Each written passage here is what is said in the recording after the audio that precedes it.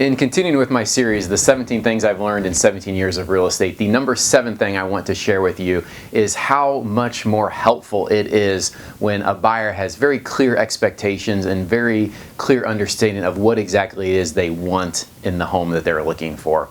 Not knowing what you want in a home or being flexible on what you want in a home, although it sounds beneficial, really creates a lot of stress and a lot of headaches. It's kind of like going on a vacation, knowing what you want in the vacation but not knowing where you want to go. If you don't have a path, you don't have priorities, it's extremely difficult to accomplish that goal.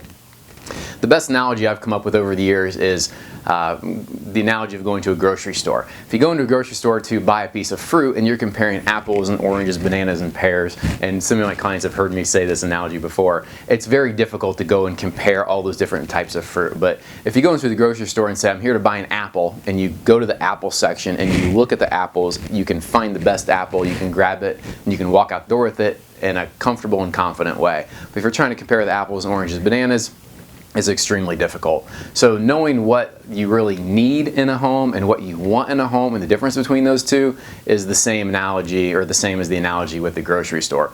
Years ago I worked with a guy, in fact he was pastor in my church, super nice guy, and he would always say, Kyle, we're flexible, we're easy, we're pretty open.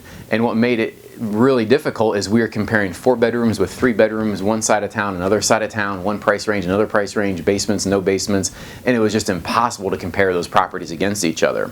So knowing what the needs are, what a home absolutely must have, versus what the wants are, is extremely helpful in that process. And then once you've looked at all the homes that are out there, your next choice then is to continue to wait for more homes to come on the market, or to change your expectations, because after you've seen all the properties, as more homes come on the market, typically you're just kind of, I call it like reshuffling the deck. Like you might gain a little bit larger yard, but you might give up a little bit on the basement size or a couple other factors that may be.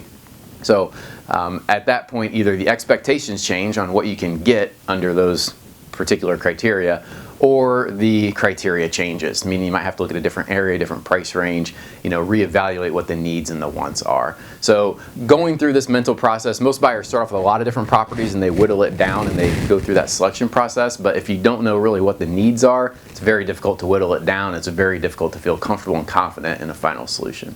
Hope this helps. If you have more questions or like to talk more about this, feel free to reach out to me. I'm always available. Thank you.